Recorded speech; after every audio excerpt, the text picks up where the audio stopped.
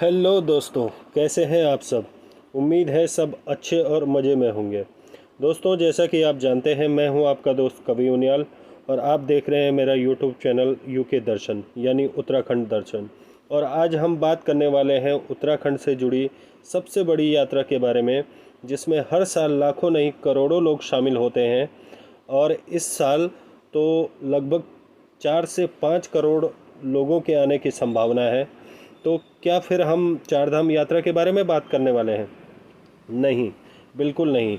तो फिर ऐसी कौन सी यात्रा है जो इतनी भव्य और विशाल है, जिसमें करोड़ों लोग आते हैं? इसके बारे में डिटेल में आगे जानेंगे दोस्तों। मगर सबसे पहले, अगर चैनल पर नए हैं तो आगे बढ़ने से पहले चैनल को सब्सक्राइब कर लें और बेल आइकन ज़रूर दबा लें, जिससे कि आपको मेरी आगे आने वाली वीडियो के बारे में बराबर अपडेट मिलती रहे और आपको इसी प्रकार से नई नई जानकारी मिलती रहे। तो दोस्तों, आज की वीडियो के बारे में आपको कांवड़ यात्रा के बारे में तो जानकारी दूंगा ही, साथ ही ऐसी ढेर सारी बातें और उत्तराखंड सरकार द्वारा बनाए गए नियमों के बारे में भी जानकारी दूंगा, जो इस बार की कांवड़ यात्रा में आपके लिए बहुत यूज़फुल होने वाले हैं। तो इसलिए दोस्तों, कांवड़ वीडियो को ज़रा भी स्किप ना करें, पूरा वीडियो अंत तक देखें और पूरी जानकारी के साथ अपनी यात्रा को महादेव का नाम लेकर शुरू करें। हर हर महादेव। तो दोस्तों, सबसे पहले हम जानेंगे कांवड़ यात्रा क्यों होती है, इसकी शुरुआत कैसे हुई और सबसे पहले कांवड़ कौन लाया था।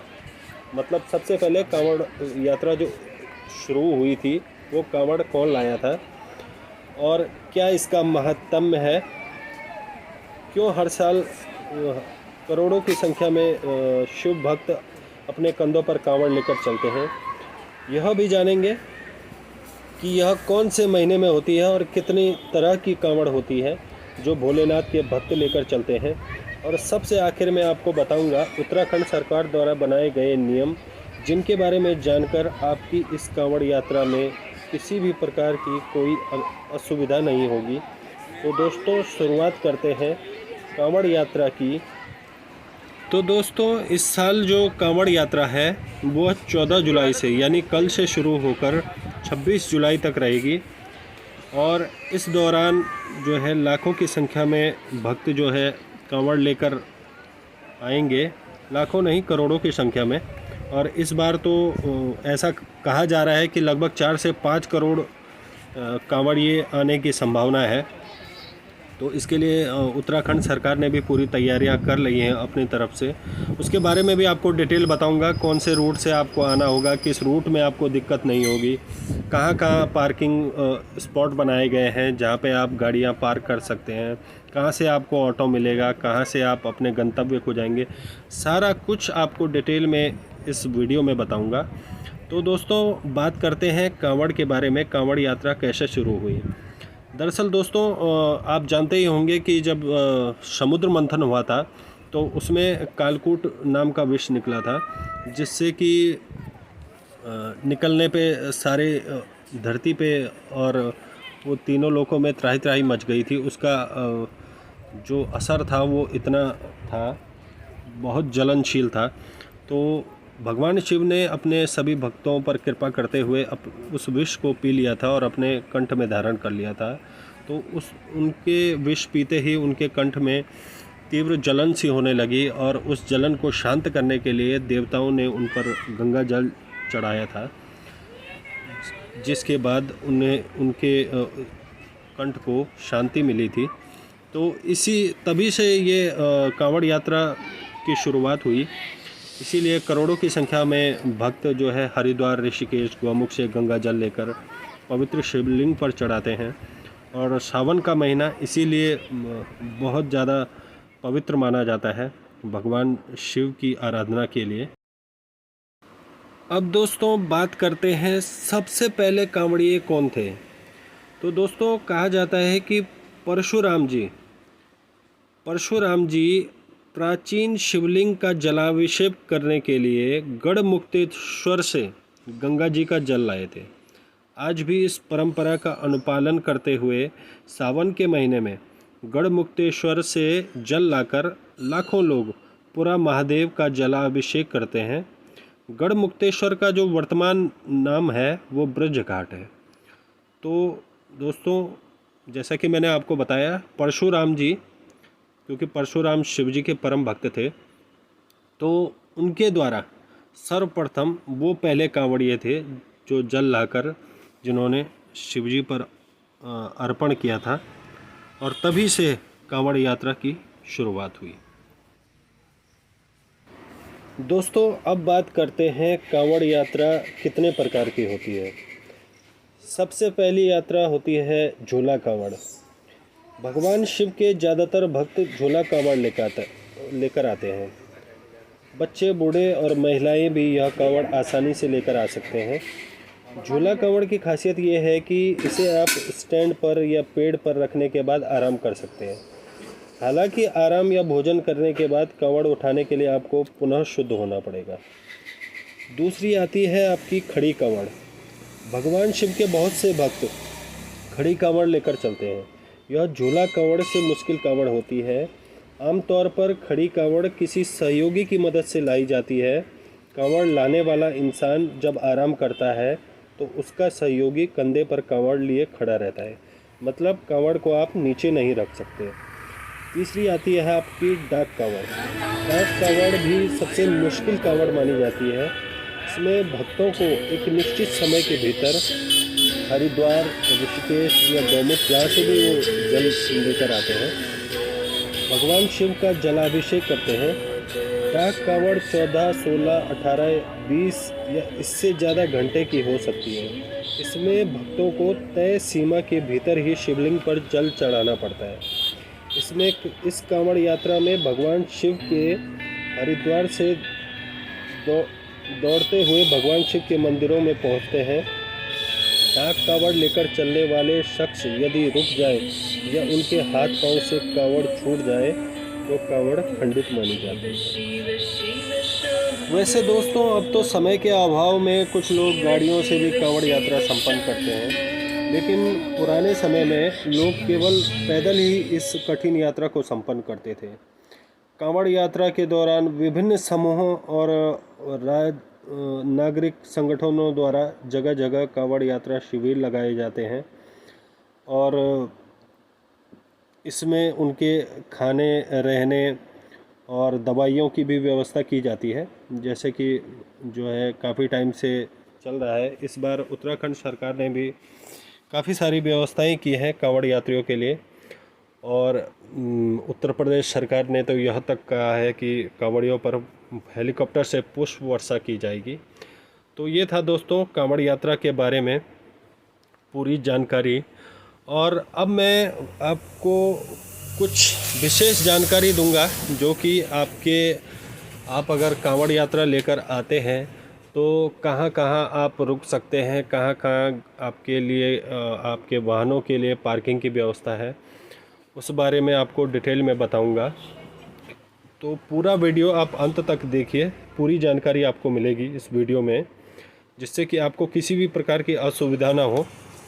तो देखते रहिए और चलते हैं वीडियो में आगे।